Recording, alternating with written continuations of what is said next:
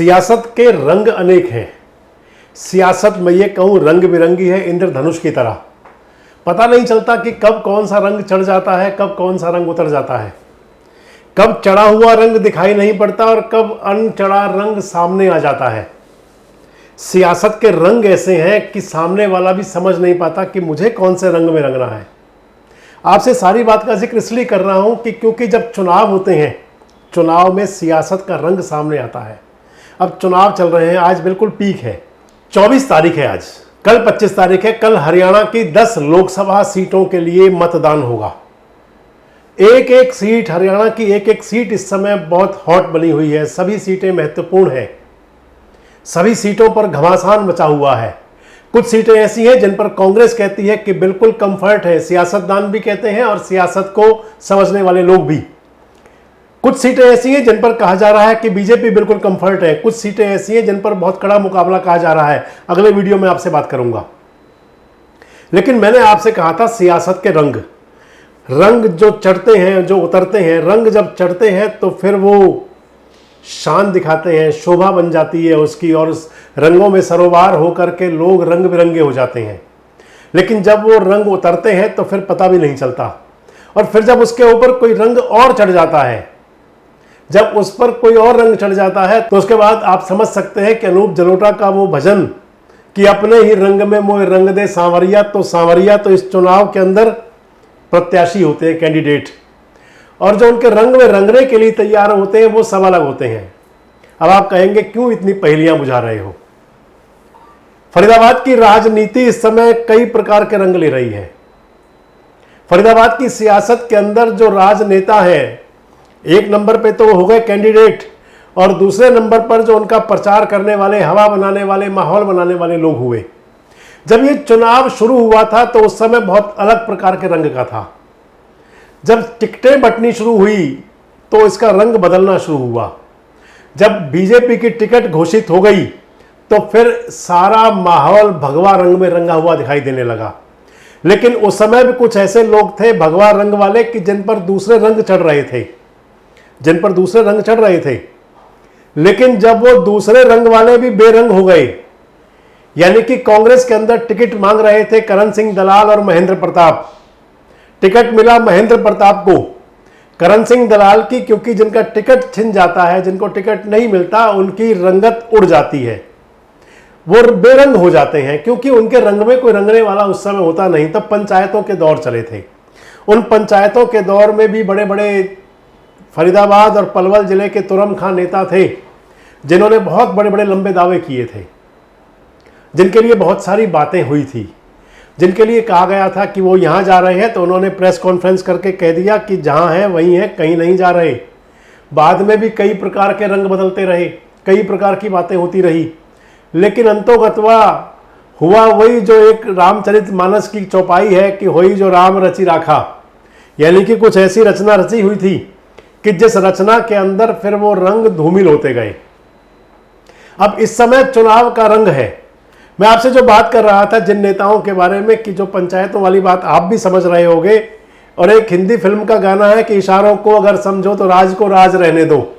4 तारीख के बाद सारे राज खोला करूंगा आपके साथ बैठ करके कि कौन से इशारों की बात मैं आपसे किया करता था और कौन से राज खुले, क्योंकि उस समय फिर सामने होंगे वो सारे आंकड़े, सामने होंगी वो सारी सूचियां कि कहां पर क्या हुआ, कहां कहां कितने, कौन कौन से जयचंद, किस किस के पास वो जयचंद थे। ये सारी बातें भी किया करेंगे उस समय। लेकिन सियासत का एक रंग ऐसा होता है कि जिस पर एक ऐसा रंग चढ़ता है कि जो कई घंटों तक चढ़ा रह जाता है। एक सियासत भी दोस्तों एक नशा है। नशा कई प्रकार का है। आप कबीर के दोहे को सुने कि कनक कनक ते 100 गुनो, यानी कि एक कनक होता है गेहूं वाला और एक कनक कहा गया है मदिरा वाला। तो इस प्रकार से मैं कह रहा हूं कि सत्ता का भी एक नशा होता है, तमाम प्रकार के नशे होते हैं। लेकिन जब ये नशा उतरता है, जब नशे की खुमारी उतरती है, तो फिर व्यक्ति सोचता है। इस पर भी बात आपसे 4 तारीख के बाद किया करूंगा। लेकिन जो मैं आपसे आज बात कर रहा हूं वो तमाम जो राजनीति थी जिस पर अनेक प्रकार के रंग चढ़े थे, उससे रंग कई प्रकार के अब भिन्न हो रहे हैं। इस प्रकार लोग चर्चा कर रहे हैं कि भगवा रंग में कौन रंग रहा है, तिरंगा रंग किसको भा रहा है, तिरंगे में रह करके भगवा किसको अच्छा लग रहा है, और भगवा में हो करके कौन सफेद की तरफ बढ़ रहा है, किसको शांति अच्छी लग रही है, कौन अपने रंग में औरों को रंगना चाह रहा है। ये तमाम सियासत के रंग हैं दोस्तों। और सियासत के रंग में आपको जो बता रहा हूं कि अपने रंग में किसको रंग लें। एक रंग वो है जो हथीन से चलता है, हथीन विधानसभा, और दूसरा रंग वो है जो पृथला विधानसभा से अपना रंग दिखाना शुरू करता है। तीसरा रंग पलवल का है, पलवल विधानसभा का, क्योंकि पलवल विधानसभा पुरानी ऐसी थी कि जिसमें से कुछ हथीन को चला गया, कुछ पृथला को चला गया, कुछ पलवल को रह गया। एक रंग होडल से भी निकलता है। ये बहुत सारे रंग हैं दोस्तों, आप समझ तो सारी बात रहे होंगे, आप भी सारी बात जान रहे होंगे। एक रंग फरीदाबाद के फरीद बाबा की नगरी ओल्ड फरीदाबाद वाली सीट से भी चलता है। एक रंग फरीदाबाद की एनआईटी के अंदर भी चढ़ा हुआ है। ये तमाम रंग हैं सियासत के रंग, नेताओं के रंग, सियासतदानों के रंग, रसूखदारों के रंग, जो अपने रंग से दूसरे रंग में रंग मिला रहे हैं। अब इससे किसके रंग में भंग पड़ेगा और कौन रंगीन हो जाएगा 4 तारीख को, आपसे सारी बातें किया करूंगा। लेकिन यह जरूर है कि आज 24 तारीख है, कल मतदान होगा। 24 तारीख की जो रात है, यानी कि जो 25 को मतदान होना है, कोई भी दिन हो, जो चुनाव से पहले की रात होती है, उसको कहा जाता है कि यही रात अंतिम, यही रात भारी। आपको याद होगा भगवान राम के नाम पर जो सीरियल बना था रामायण, रामचरित मानस पे, और रामायण और तमाम रामायण रामचरित जो राम के किरदार को दिखाती है, उन पर आधारित वो सीरियल था रामानंद सागर का। जिस दिन राम और रावण का युद्ध था, तो आपको याद होगा एक शिविर राम का था, एक शिविर रावण का था, और दोनों के लिए बात यही थी कि यही रात अंतिम, यही रात भारी।